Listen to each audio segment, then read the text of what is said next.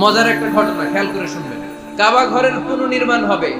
এখন কাবা ঘরের নির্মাণ শেষ, ওই হাজর আসাদ পাথর নিয়ে এটার কর্নারের মধ্যে সেট করা হবে। কিন্তু কে রাখবে? কারণ হাজরা আসওয়াদ তো যেন তেন পাথর নয়।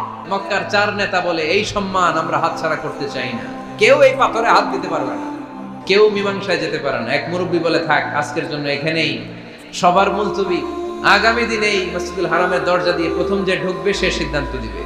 আল্লাহর মেহেরবানি, এর পরের দিন এই পথ দিয়ে ছুটে এসেছে বিশ্বনবী মুহাম্মদ।